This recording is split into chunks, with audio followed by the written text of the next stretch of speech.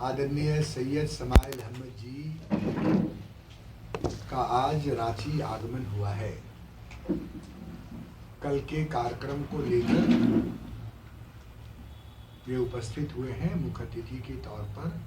आभार सह अभिनंदन समारोह में शामिल होंगे। पुराना विधानसभा झारखंड के सभागार में सम्मेलन समारोह आयोजित किया गया है। मैं तो बोलता ही रहता हूँ, इसलिए मैं अपनी वाणी को बाद में अगर ज़रूरत पड़ेगी तो बोलूँगा।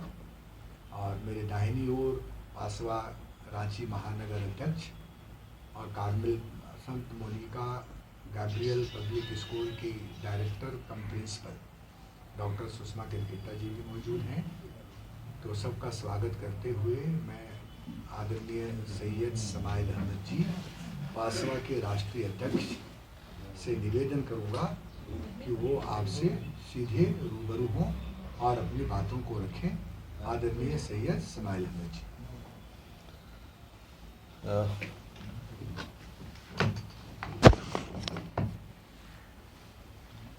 Private schools and children welfare association के हमारे झारखंड के प्रदेश अध्यक्ष आलोक जी, रांची की अध्यक्षा सुशीला किरकिट्टा जी और मीडिया के हमारे सभी साथियों, सबसे पहले मैं बधाई देना चाहूँगा आलोक जी को कि जिन्हें विधानसभा अध्यक्ष ने अपने विधानसभा के वर्षगांठ के अवसर पे महामहिम राज्यपाल और झारखंड के मुख्यमंत्री के द्वारा इन्हें सम्मानित कराया गया।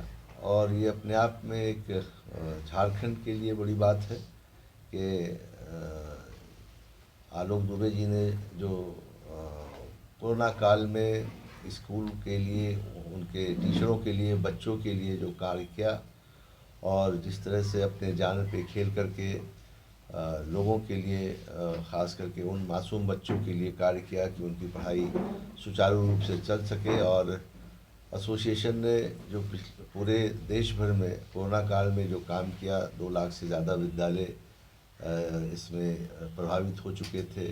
हज़ारों हमारे टीचरों की जान चली गई थी, हज़ारों स्कूलें बंद हो गए थे।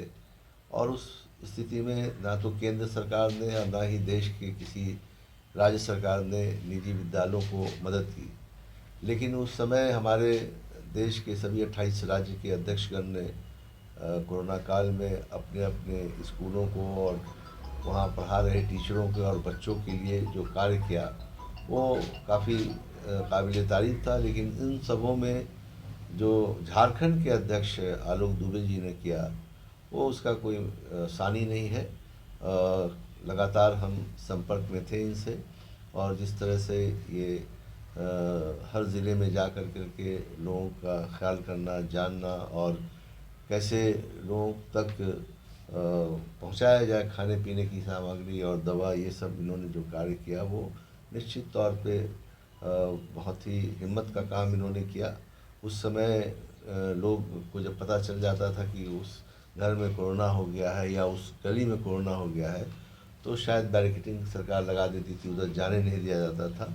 लेकिन private school and children welfare association ने झारखंड के अंदर में आलोक दुबे के नेतृत्व में सभी 28 ज़िले जो यहाँ हैं वहाँ जिस तरह से लोगों के बीच में काम किया, निश्चित तौर पर सरकार ने, झारखंड सरकार ने और झारखंड विधानसभा के अध्यक्ष ने रिकॉग्नाइज़ किया।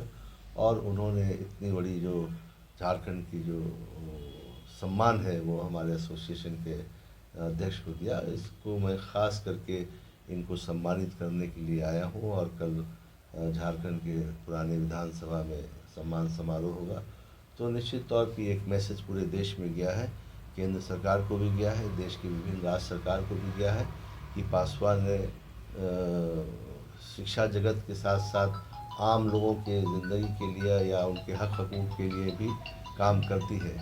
अभी हमारा जो 10th national council meet Orissa के पुरी शहर में इसी जून महीने में हुआ था, जिसमें देश भर के हमारे सभी 28 राज्य के प्रतिनिधि आए थे। उसमें एक बातें बहुत ज़ोर से निकल के आई कि जब कोरोना काल में जब हम लोग परेशान थे, पूरे देश के स्कूल के लोग, तो किसी भी तरह की संस्थाएं, चाहे वो केंद्र सरकार हो या देश की विभिन्न राज्य सरकार हो या कोई दूसरी सोशल संस्थाएं या एनजीओ ने कि भी किसी स्कूलों को मदद नहीं किया, तो हम लोगों का के बारे में ना तो कोई केंद्र में ना ही राज्य सरकारों के बीच में बोलने वाला रहा, तो क्यों नहीं हम लोग अपना ही प्रतिनिधि क्यों नहीं भेजें केंद्र में और देश के विभिन्न राज्य में।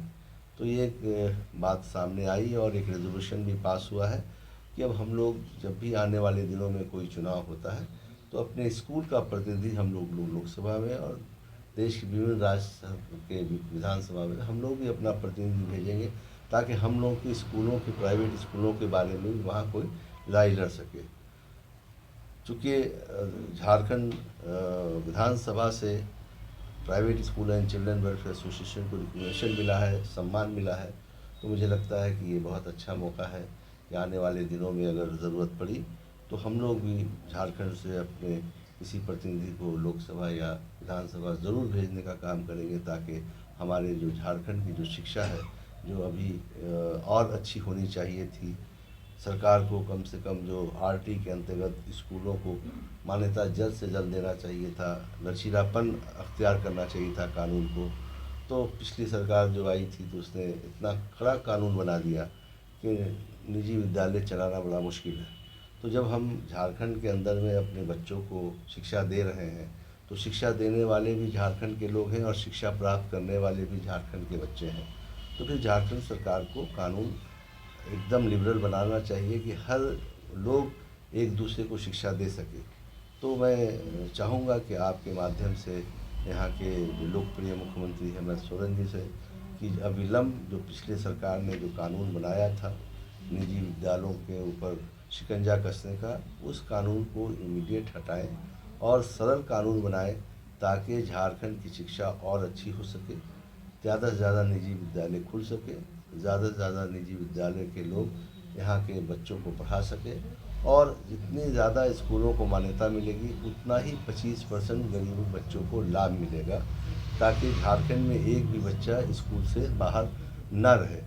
तो ये सीधे सीधे ये मुख्यमंत्री की जवाबदेही बनती है।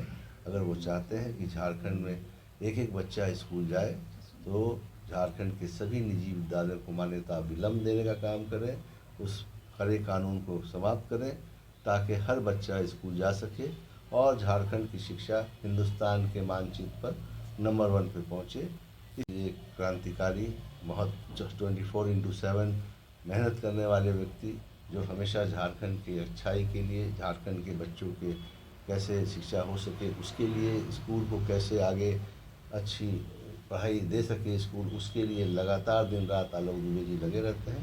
मैं चाहूँगा कि मुख्यमंत्री जी आलोक दुबे जी और उनके शिष्टमंडल को बुलाएं और जल्द से जल्द इस तरह की घोषणा करें, ताकि सारे स्कूलों को मान्यता मिल सके और झारखंड की शिक्षा अच्छी हो सके।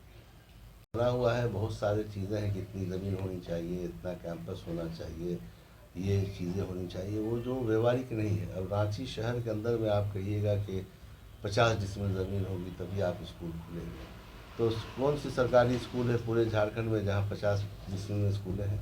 4 कमरे में भी सरकारी स्कूल चलते हैं, 10 कमरे में भी है, 20 कमरे में भी। तो जब सरकारी स्कूल छोटे से कैंपस में चल सकता है तो प्राइवेट स्कूल क्यों नहीं चल सकता? तो देश में एक ही कानून होगा ना। जब आप सरकारी स्कूल 4 कमरे में चलेगा तो प्राइवेट स्कूल भी 4 कमरे में चलेगा। अगर कानून ये कहता है कि नहीं भाई सरकारी स्कूल 4 कमरे में नहीं चलेगा, 40 कमरे में चलेगा, तो प्राइवेट स्कूल भी 40 कमरे में चलेगा। तो आप यहाँ झारखंड के सारे ज़िलों में आप अगर जाएंगे तो बड़े भी विद्यालय हैं सरकारी और छोटे भी विद्यालय हैं। ऐसे भी विद्यालय हैं जहाँ दूर से नहीं दिखाई देता कि वो विद्यालय है, लेकिन वहाँ जब नज़दीक जाएंगे तो पता चलेगा कि यहाँ सरकारी स्कूल है। तो एक तरफा अगर आप सोचेंगे तो नहीं चलेगा, आपको दोनों को, सरकारी स्कूल और प्राइवेट स्कूल को साथ लेके चलेंगे तो शिक्षा बेहतर होगी। और अगर शिक्षा बेहतर होगी तो रोज़गार मिलेगा, लोग एडवांस होंगे, स्टेट डेवलप करेगा और बाहर जा कर के देश के कोने कोने में या विश्व में जा कर के झारखंड का नाम बच्चे रोशन करेंगे। तो ये मुख्यमंत्री का कर्तव्य बनता है कि इस तरह का डिसीज़न जल्द से जल्द लें, और मुझे लगता है कि आपके माध्यम से अगर उन तक बात पहुंचेगी तो ज़रूर निश्चित तौर पे वो चाहते भी हैं कि झारखंड आगे बढ़े। तो अपने कार्यकाल में डिसीज़न अगर ले लेते हैं तो झारखंड के लिए बहुत अच्छी बात है। बहुत बहुत धन्यवाद। हमारे अध्यक्ष जी ने सारी चीज़ें विस्तार से बता दी हैं। तो कल 11:30 बजे से हम लोगों के झारखंड विधानसभा जो पुराना विधानसभा है सभागार में 11:30 बजे से हमारा सम्मान समारोह और आभार सरकार के प्रति ये शुरू होगा। जिले के राज्य के सभी जिलों के अध्यक्ष और पदाधिकारीगण भी इसमें मौजूद होंगे और राष्ट्रीय अध्यक्ष जी मुख्य अतिथि के तौर पर शामिल होने के लिए आ गए हैं। हमारे पासवा के मुख्य संरक्षक और झारखंड सरकार के वित्त मंत्री डॉक्टर रामेश्वर उरांव जी मौजूद रहेंगे। उन्होंने सहमति दे दी है। कई स्कूलों के प्रिंसिपल और डायरेक्टर भी मौजूद रहेंगे। आप सब भी इस कार्यक्रम में सादर आमंत्रित हैं। और जैसा हमारे अध्यक्ष जी ने बताया कि मान्यता देने के लिए जो पिछली सरकार थी रघुवर दास जी की, उन्होंने आरटीई के मूल कानून में ऐसा संशोधन किया कि यहाँ मान्यता लेने में काफ़ी कठिनाई हो रही। पूरे देश में 2009 में आरटीई कानून बने थे कि पूरे देश में स्कूलों के संचालन का तौर तरीका क्या होगा। उसी तौर तरीके से पूरे देश में स्कूल चल रहे हैं। झारखंड ने इससे इतर रघुवर दास जी ने, आपको याद होगा, 5000 स्कूलों को उन्होंने बंद भी कर दिया था, सरकारी स्कूलों को। तो इसलिए हम लोग लगातार ये बात कह रहे हैं कि जो ज़मीन संबंधी बाध्यताएं कानून है कि शहर में 75 डिसमिल, गांव में 1 एकड़ ज़मीन, आज ज़मीनें आप फैल नहीं सकते हैं। आज के दिन आप ऊपर जा सकते हैं भले, लेकिन ज़मीन इतनी नहीं आप फैल सकते हैं। इन्हीं सब बातों पर हम लोग लगातार चर्चा कर रहे हैं। कल भी इन बातों की चर्चा करेंगे। इसलिए मैं इतना ही कह के अपनी वाणी को विराम देता हूं।